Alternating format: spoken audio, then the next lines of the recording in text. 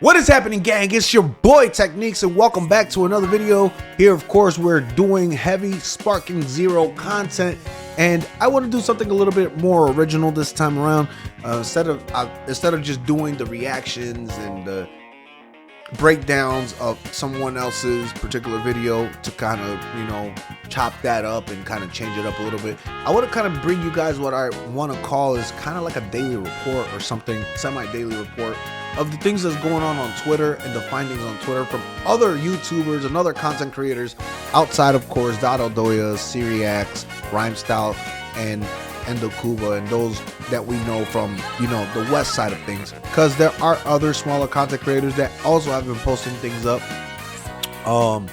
over on the YouTube channel side of things, from Europe, from Japan, from Korea, from Vietnam, you name it. And I kind of want to cover them because some of those footages are not, and I mean it, some of those footages are not included in some of these particular gameplays that we've been watching lately. So I want to go ahead and do that, and I think that that's going to go ahead and put me in a separate category in a way as I continue applying my own kind of grind and my own kind of pressure, of course, to the Sparking Zero content. If you like this kind of thing, you already know what to do. Hit the sub, hit the like, hit the share. We're gonna go ahead and get into this pretty fast. We're not gonna waste too much time. And yeah, let's go ahead and do this. First and foremost, we're gonna be over on Endokuba's page. Endokuba, of course, been at the forefront alongside with Rhyme, Dodoya, and everybody else that's been covering the Dragon Ball Sparking Zero news. But one of the coolest thing is that he also went to the game test developers demo, and he had his hands on the demo, and he gave us his own insight. His video is coming up pretty soon. All right, so first and foremost, one of the coolest things that he went ahead and confirmed for us is the addition of Chaozu. Chaozu is a confirmable playable character. He's not going to be one of those characters that is going to be put on the wayside like a lot of other Dragon Ball games in the modern day era have been doing. So if you look, like, for example, if you play Xenoverse, Chaozu's not in Xenoverse. Chaozu obviously was not going to be in Dragon Ball FighterZ. He is a model in FighterZ, but ultimately in Kakarot, you don't use Chaozu. You don't have any access to Chaozu either. He's just a model. So a lot of games have basically shied away from having him battle or using him in battle. But in Sparking Zero, we have confirmation now that Chaozu is an included character, and you'll be able to play with Chaozu. Dr. Gero also has been confirmed, part of the demo, of course. Dr. Gero's model looks exceptionally good. Was pointed out by Endokuba, but also pointed out by Slow Plays. His movesets were very, very, very heavily focused. My honest opinion is that every character deserved this kind of touch up. Every character deserved to look this good. Every character deserved to have this amount of detail. If you're playing a game this big, I don't want a fucking character launching a full power energy wave. If there's at least 10 characters that have full power energy wave and it's the exact same generic thing, I kind of have a problem with that, because everybody doesn't launch their energy waves the same way, and you can make your own animation to launch that move some way or another. Like, come up with some shit. But everybody, that, yeah, I'm over that phase. And another cool thing is, and this is coming from Sparking Zero News. Sparking Zero News has been at the forefront on Twitter. That is right, on Twitter, making clips for different videos, sorry about that, in regards to Sparking Zero. So he has footages from Endokuba, he has footages from TechneeX, he has footages from Lucky Salamander, who I have video footage. He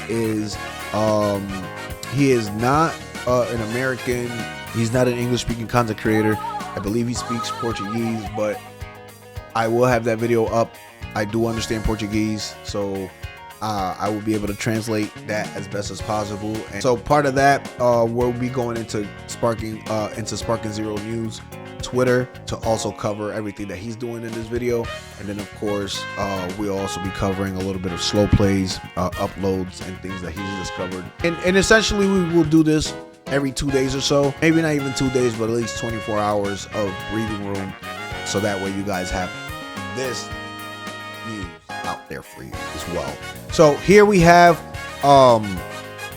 confirmation that some of the manga moves are coming over into Dragon Ball Sparking Zero. One of the manga moves is the Gamma Burst Flash, which essentially was not used in the anime series, but it is localized in video gaming lore for Super Saiyan Blue Vegeta, which is, and also in the manga. So this is confirming that manga moves are going to be in the game, which is really cool. Insight onto how it looks. Now, the quality for this video is going to be treacherously terrible. Of course, the actual video footage is going to be part of the full footage that I'll be covering later on, like from Lucky Salamander, because I believe this is gameplay from Lucky Salamander. And it'll look way better. But the one thing I noticed from the Gamma Burst Flash is that it is a short range attack, so it's almost like the Demon Explosive Wave. Essentially, it will limit Super Saiyan Blue to be at a certain distance or play at a certain distance versus probably Super Saiyan God, who has more techniques that will cover probably a further range in that sense. I think it's really cool because it just lets you know that each stage of Vegeta, more than likely, you will have to play a little bit different based off the movesets that you have. And Gamma Burst Flash just confirms that you will have to be more hands-on with this Vegeta. You'll have to be more in the face, more attacking, and keeping, you know, at a certain distance versus, you know, being able to space yourself out across the map and such like that. So really cool insight there, and that is the Gamma Burst Flash for you guys. And then further up in the Endokuba page, he talks a little bit about the certain moves, and one of the moves that he wanted to mention was the fact that Super Saiyan Blue and Vegeta did not get the Niagara Pummel, which is what he used against Super Saiyan Rose Goku Black. Obviously, I honestly think that and like he says there, it's not a complaint. He just wishes, you know, that move will be in there. And I honestly think, from my understanding and from how this game will work, there's a big likelihood that certain moves are not being showed. There's a big likelihood that certain moves are not being showed right now because of the way that this demo is set up to only allow you to use the default and not customizable. But I think like the Niagara Pummel more than likely may be added into it based off feedback and based off everything that we got here.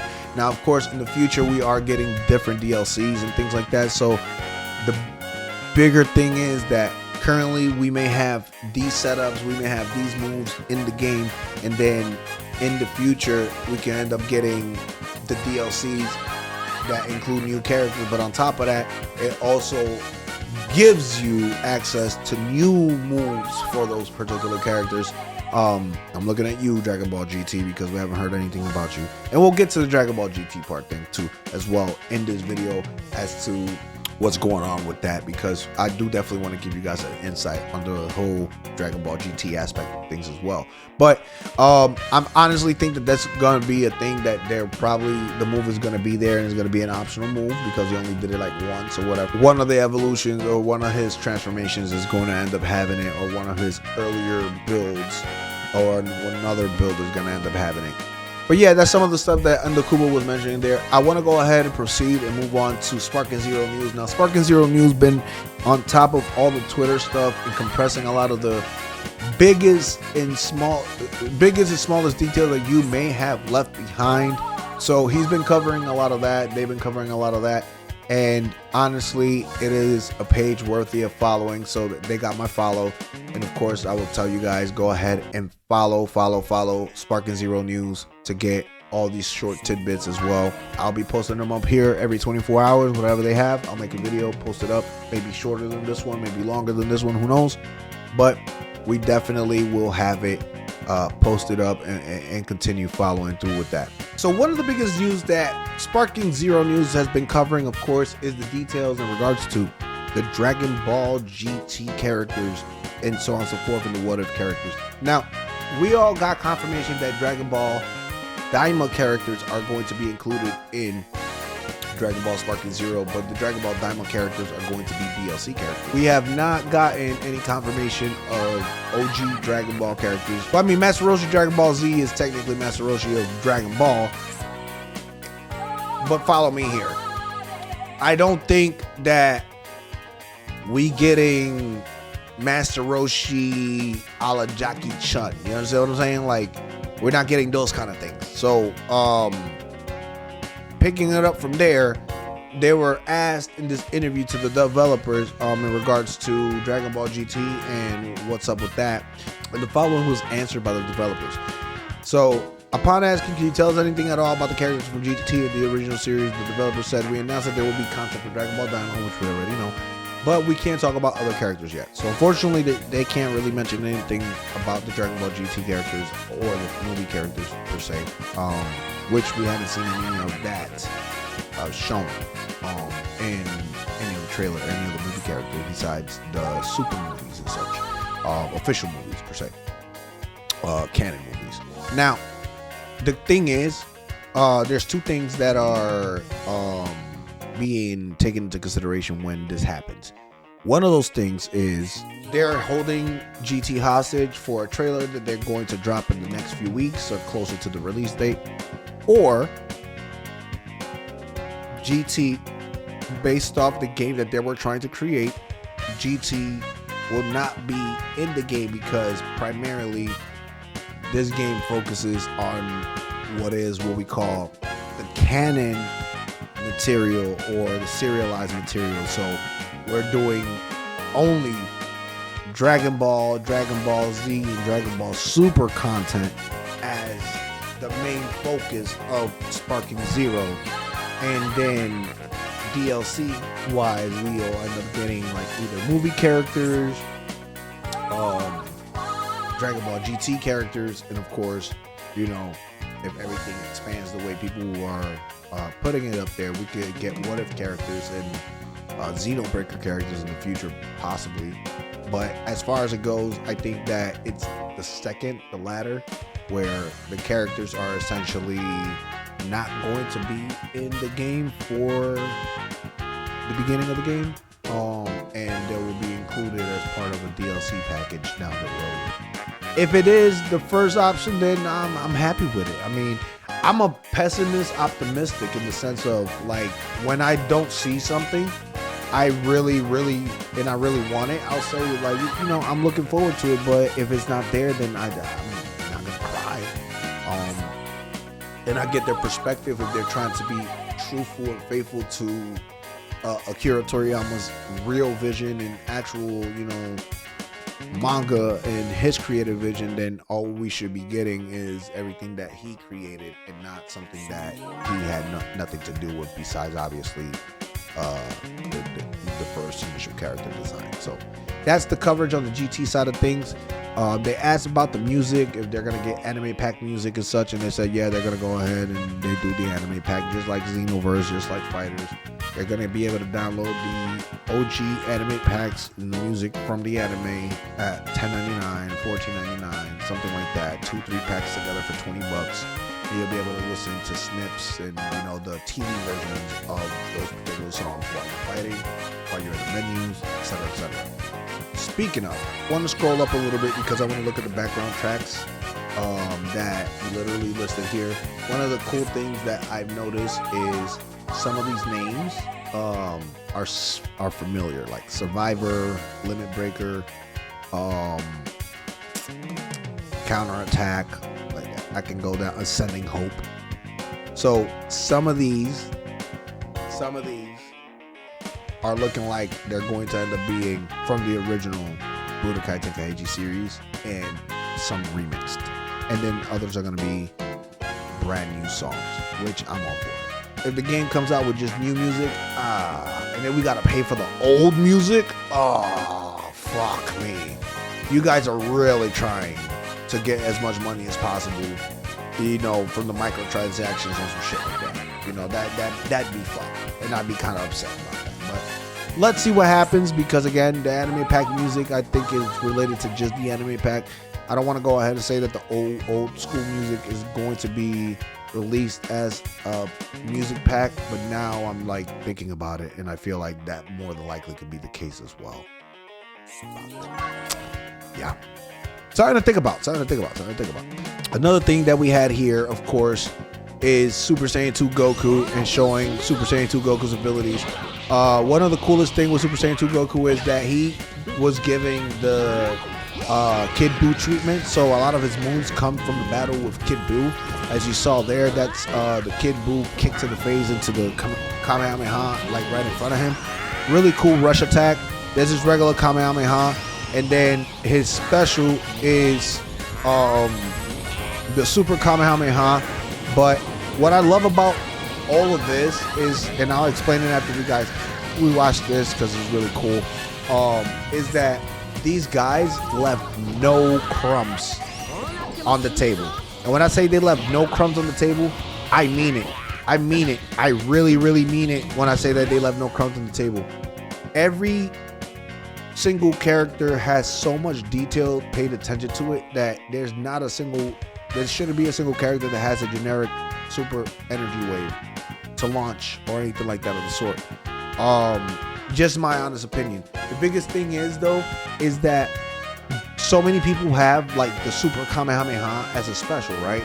You have Gohan, you have, Goten, you have Goku that does it, so on and so forth.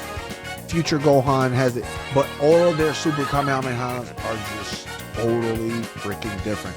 Every single one of them are different. Goku's Super Kamehameha in this game is magnificent. Goku's Kamehameha is magnificent.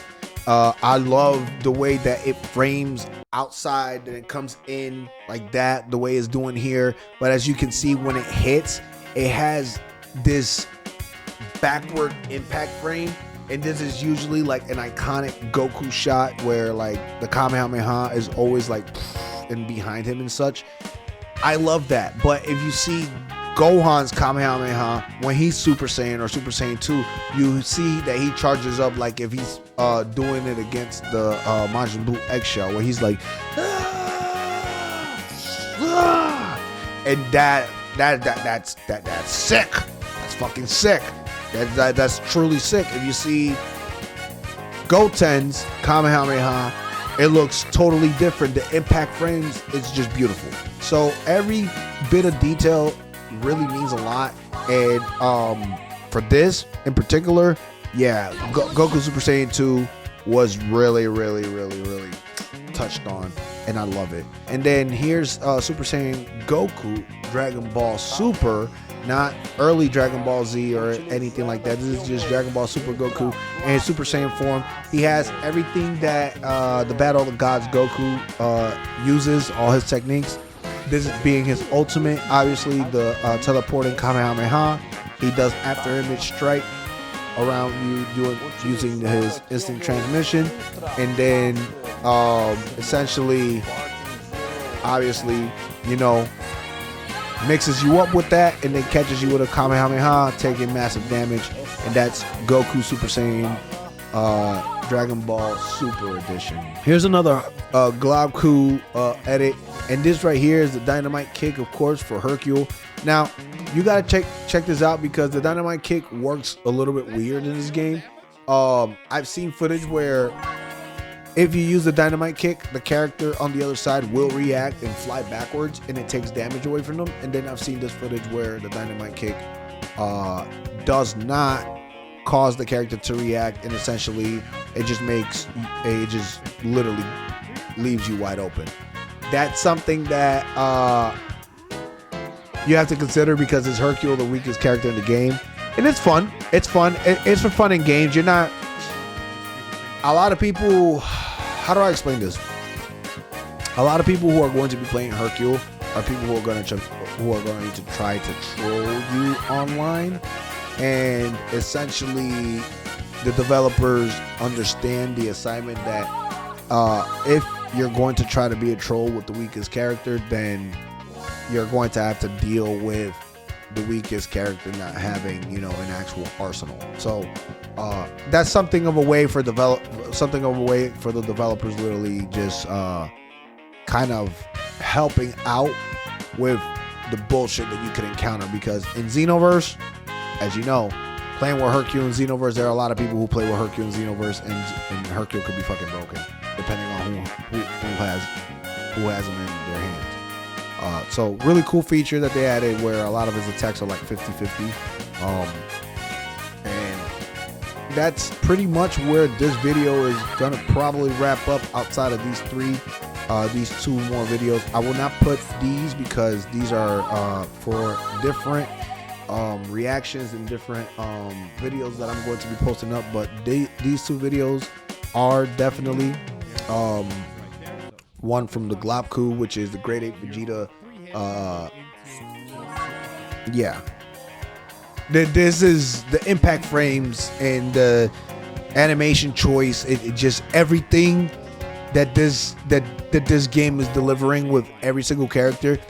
It makes me want to play with a Grade 8. Honestly, I've never played with any of the Grade 8s in the prior games because it was like cheating in a sense. Like if you knew how to play the game, I would generally abuse the fuck out of like the Grade 8 if anything. This just has made and solidified that they cared enough to like focus on the Grade 8 forms and on the monster and kaiju forms. I think that Janemba first form is going to be in good hands whenever he comes out. You know, I think that Anaraza, when Anaraza gets mentioned, if Anaraza is in the game or comes out as a DLC, Anaraza is going to be big and he's going to play very similar to like the Great Apes. So there are Hirudegarn, etc. There are monsters out there and kaijus and big boys that, you know, that are going to deserve this treatment, and I really look forward to it. It's really fucking cool. Last but not least, I mentioned this in the end of Kuba video, but one of the coolest things that I said, and when you guys watch my Kuba video, I'll mention it, is that when Broly punches you, you see dimension tears. Yeah. You have to love Dragon Ball in order to deliver with Dragon Ball content. And when you deliver with Dragon Ball content at this scale, you're gonna have universal praise, period. Not a single person can turn around and say that this Dragon Ball game is going to be cheeks, or this Dragon Ball game doesn't look good, or that the presentation for the Dragon Ball game isn't there. None of that will ever happen with Dragon Ball Sparking Zero, because even people who have never done content creating are starting to get into content creating because of Dragon Ball Sparking Zero. And those little details is what's calling to us, is what makes us feel like, yes, this is GOAT. This is GOATed. This is an amazing game, and I want to, you know, post these videos. I want to show all this coverage. I want to react to all this stuff. Do it. If you've never ever heard someone tell you go for it, this is me telling you go for it, because Sparking Zero is going to be huge, and there's just always going to be so much thing that you can do and post out there as a Dragon Ball tuber. So yeah, so that's what we got here in this video. I think that that's good enough coverage on everything, all the major stuff that has been kind of coming in and coming out of Twitter for Sparking Zero. Tomorrow I'll be back and I'll cover a little bit more of whatever has transpired in the last 24 hours, obviously, or in the next 24 hours. And I will be here with some content from PS360 HD, who also been posting up Dragon Ball Sparking Zero content. A little bit different than Sparking Zero news, of course. But primarily, I wanted to start this particular chapter, this particular opportunity. But particularly, I wanted to start this and these kind of reports with something like this, something big like this, and see how you guys feel about it. If you guys like it, hit the sub, hit the like, hit the share, continue coming through, and we'll be here for more Sparking Zero reports. Holla at the boy TechneeX. Love y'all, and I'll catch you in the next one. Peace.